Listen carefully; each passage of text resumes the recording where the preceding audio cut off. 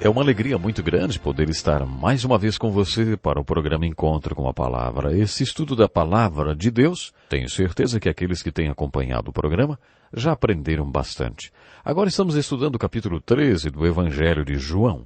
Neste capítulo, Jesus encerrou seu ministério de 3 anos organizando mais um retiro. No primeiro retiro, ele pregou o Sermão da Montanha. O do último retiro chamamos de Sermão da Última Ceia. Preste bem atenção na mensagem deste último retiro. Um novo mandamento lhes dou. Amem-se uns aos outros, como eu os amei. Vocês devem amar-se uns aos outros. Com isso todos saberão que vocês são meus discípulos, se vocês se amarem uns aos outros.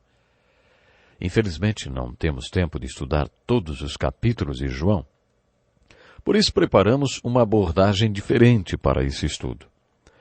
Vocês se lembram qual é? Em cada capítulo buscamos respostas para 3 perguntas. Quem é Jesus? O que é fé? E o que é vida? Em cada um dos 21 capítulos deste Evangelho você encontrará a resposta para essas perguntas. Esta foi a abordagem que adotamos para estudar o Evangelho de João.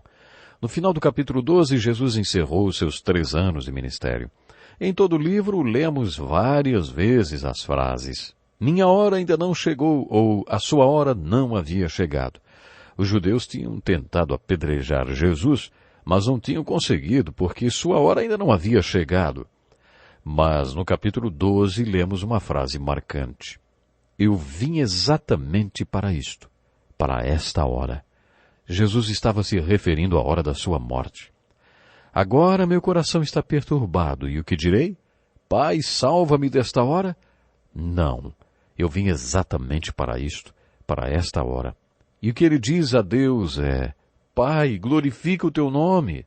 E uma voz do céu disse: eu já o glorifiquei e o glorificarei novamente. Foi nesse contexto que Jesus encerrou seu ministério. Jesus disse que se o grão de trigo não cair na terra e não morrer, continuará ele só. Mas se morrer, dará muito fruto. A oração do capítulo 12 é a oração de Jesus diante da cruz. Pai, glorifique o seu nome, pode me mandar a conta. Pode fazer o que quiser para que seu nome seja glorificado. E o Pai respondeu: eu já fiz muitas coisas através de você, mas ainda vou fazer mais. Jesus dá uma grande lição sobre sacrificar a própria vida para que realmente tenhamos vida. No capítulo 13 até o 16, Jesus se isola com os 12 apóstolos. Seu ministério tinha acabado, aquelas eram suas últimas horas antes da crucificação e ele queria passá-las com os 12 discípulos.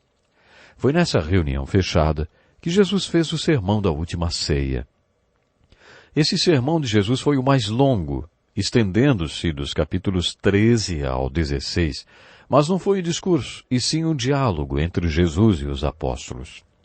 No final do capítulo 13 e na primeira parte do capítulo 14, os apóstolos fizeram perguntas a Jesus da mesma forma que tinham feito no Sermão do Monte das Oliveiras.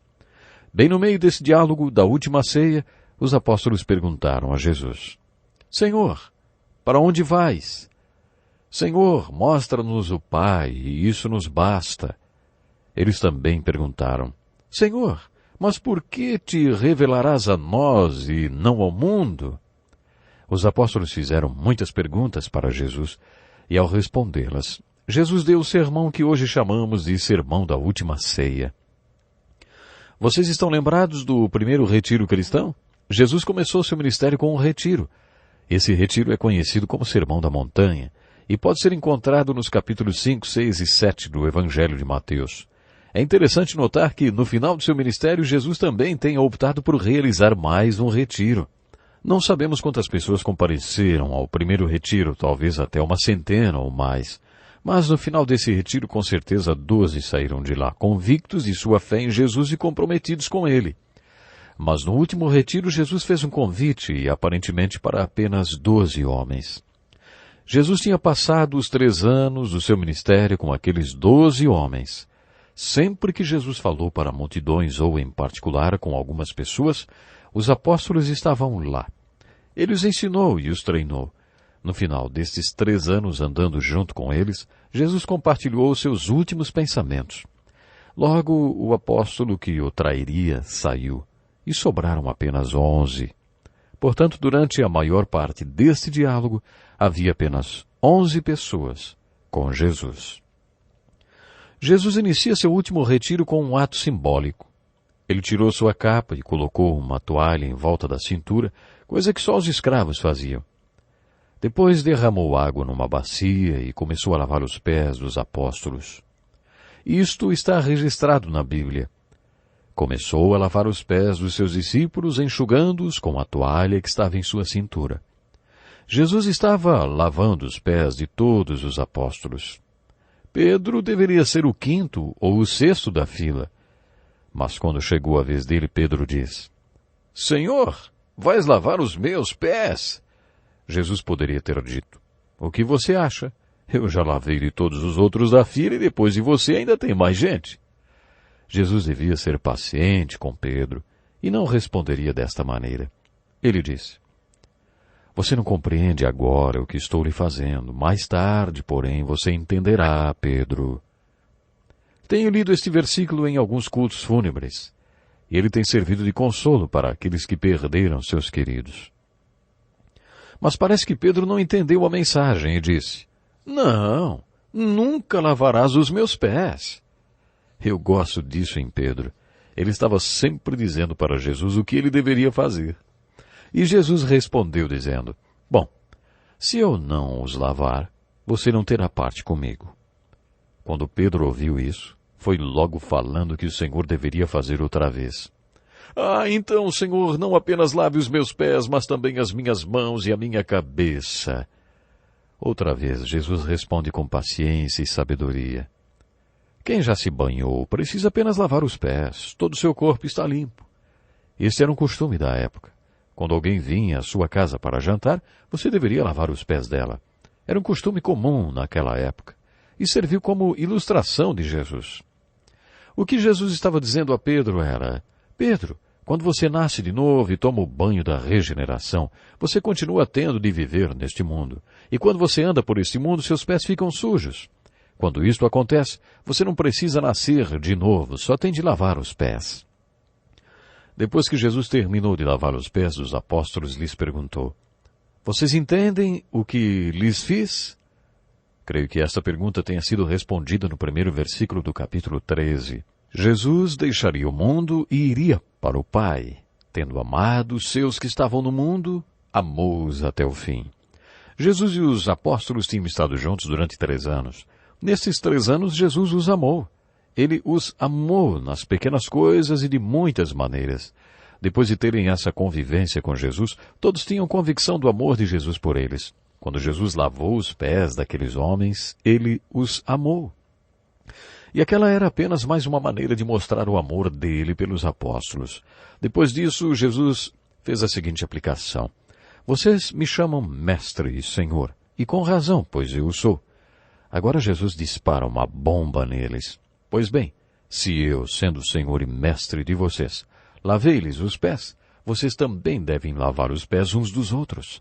Eu lhes dou o exemplo para que façam como eu fiz.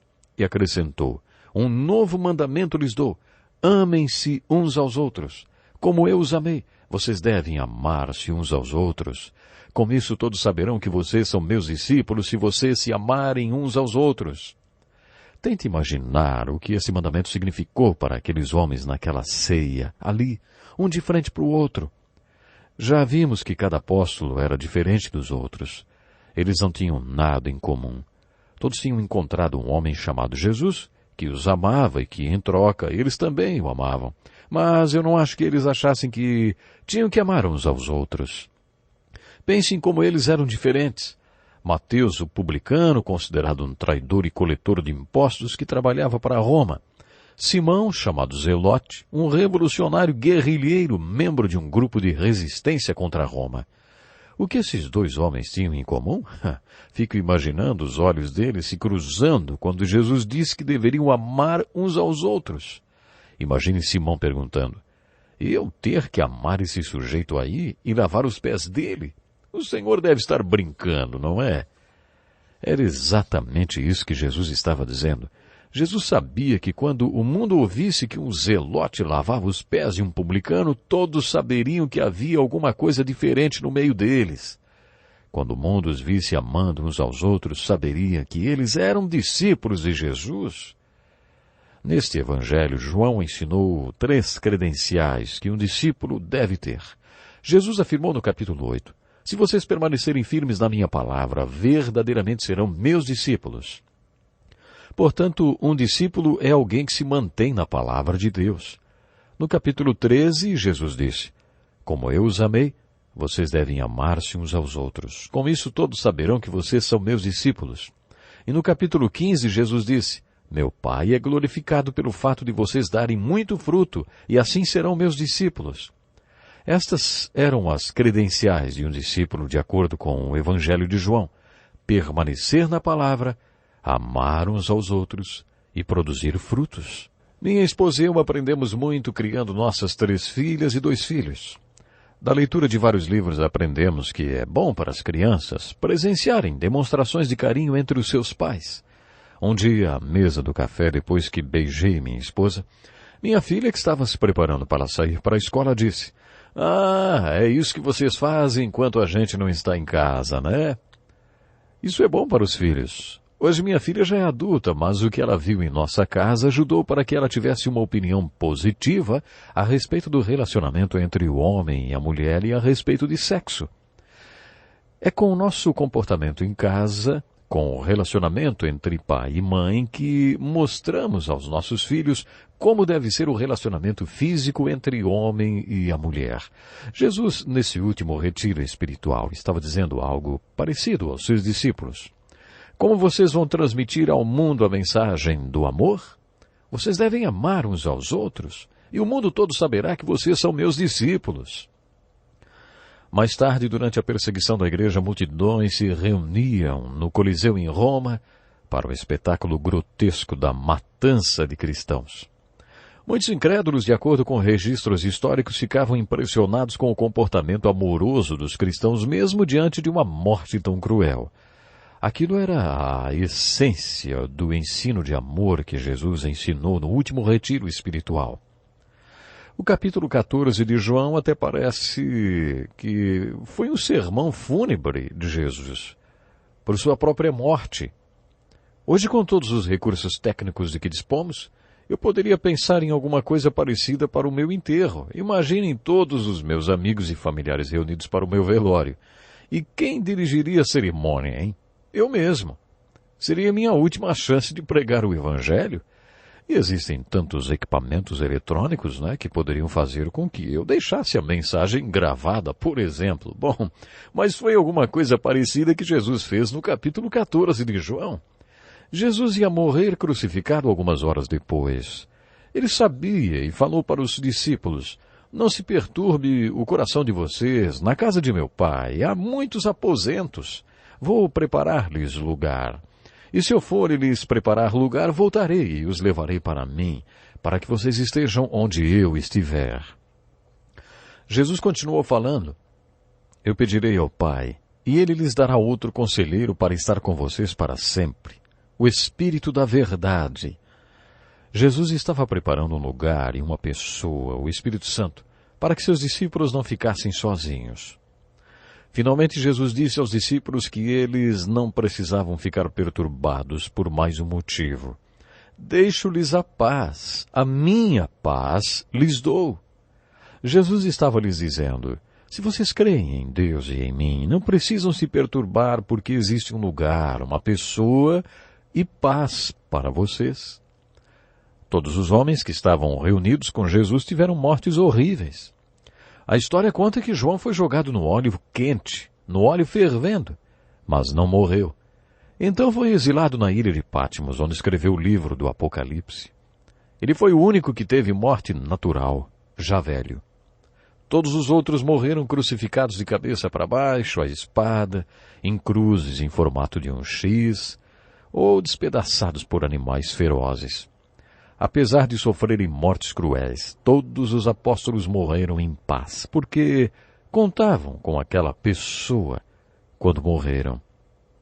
Eles criam de todo o coração que havia um lugar para eles e que estariam com Jesus para sempre. No final do capítulo 13, Pedro perguntou a Jesus: Senhor, para onde vais? E Jesus respondeu: Para onde vou, vocês não podem seguir-me agora, mas me seguirão mais tarde.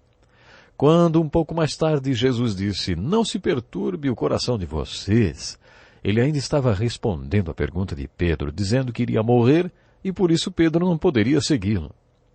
Tomé, o questionador, perguntou: Senhor, não sabemos para onde vais. Como então podemos saber o caminho?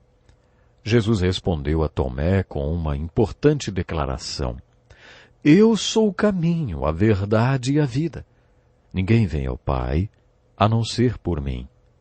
Aí Felipe, homem prático de negócios, perguntou: Senhor, mostra-nos o Pai, e isso nos basta. Felipe queria ver resultados. Em resposta, Jesus disse: Você não me conhece, Felipe, mesmo depois de eu ter estado com vocês durante tanto tempo. Você não me conhece? Quem me vê, vê o Pai. Como você pode dizer, mostra-nos o Pai? Você não vê que estou no Pai e que o Pai está em mim? As palavras que eu lhes digo não são apenas minhas. Ao contrário, o Pai que vive em mim está realizando a sua obra. Creiam em mim quando digo que estou no Pai e que o Pai está em mim. Ou pelo menos creiam por causa das mesmas obras. Digo-lhes a verdade. Aquele que crê em mim fará também as obras que tenho realizado. Fará coisas ainda maiores do que essas, porque eu estou indo para o Pai. E eu farei o que vocês pedirem em meu nome, para que o Pai seja glorificado no Filho. O que você pedir em meu nome, eu farei. Que palavra boa essa de Jesus, hein? Quando Jesus disse, coisas ainda maiores, ele se referiu a coisas maiores em qualidade e em quantidade também. Porque a partir dali Jesus não estaria limitado a um único corpo, mas a obra de Deus seria realizada em todo o mundo pelo Espírito Santo através de cada um dos seus discípulos. Isso é empolgante.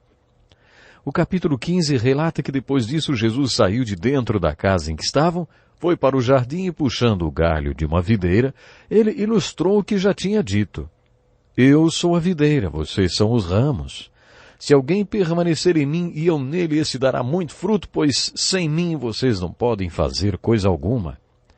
Se alguém não permanecer em mim, será como o ramo que é jogado fora e seca. Tais ramos são apanhados, lançados ao fogo e queimados. Com essa ilustração, Jesus exortou seus discípulos dizendo que ser frutífero é ser usado para anunciar a palavra de Deus e fazer a obra dele. A seguir, Jesus apresentou 6 razões para os discípulos serem frutíferos. Depois de 3 anos andando juntos, os discípulos já estavam prontos para se formarem no seminário. E naquele discurso de formatura, Jesus falou: Vocês precisam dar frutos, porque aquele que é meu discípulo dá fruto. O que Jesus falou a seguir foi duro. Ouça, não fui eu quem falou, foi ele. Ele diz assim: Se alguém não produzir frutos, meu Pai corta, joga fora e queima. É impossível alguém ser discípulo de Jesus e não dar frutos. A segunda exortação de Jesus é: Vocês têm de dar frutos porque é assim que o mundo saberá que vocês são meus discípulos. Jesus foi o exemplo máximo de alguém que dá frutos. Uma pessoa através de quem a obra de Deus foi realizada. A história foi marcada pela vida dele, dividida em antes e depois de Cristo. Isso sim é causar impacto, né? Se você diz que é discípulo dele, terá que ter frutos para mostrar. É através de você que Deus realizará sua obra e anunciará sua palavra. Portanto, você tem de ser frutífero. Esta é uma das credenciais dos discípulos de Cristo. A terceira exortação é: você tem que ser frutífero porque desta forma você glorifica o Pai. Em João capítulo 17, versículo 4, Jesus disse: Eu te glorifiquei na terra, completando a obra que me deste para fazer. Jesus glorificou o Pai, cumprindo toda a obra que Deus lhe tinha confiado. Então, como você glorifica a Deus, hein? Para glorificar a Deus, você tem que ser frutífero. Sua quarta exortação é: você tem de ser frutífero para que sua alegria seja completa. A alegria não despenca dos céus indiscriminadamente para uns e para outros, não. De acordo com a Bíblia, ser frutífero é razão de alegria. Quando Deus usa você para falar sua palavra, ou como um vaso, ou usa você para fazer sua obra, isso traz grande alegria. Que alegria poder saber que você está fazendo não um trabalho sem significado, mas um trabalho que faz sentido e tem grande importância.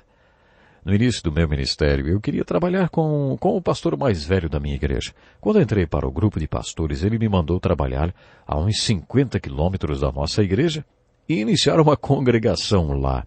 Eu não queria fazer aquilo. Aí ele me mostrou este versículo. Cada um examine os próprios atos, e então poderá orgulhar-se de si mesmo, sem se comparar com ninguém, pois cada um deverá levar a sua própria carga. Ele estava me dizendo que eu estava me alegrando com os frutos dele e que aquilo não duraria muito. Eu tinha que ter os meus próprios frutos. Sou muito grato a este pastor por esta lição.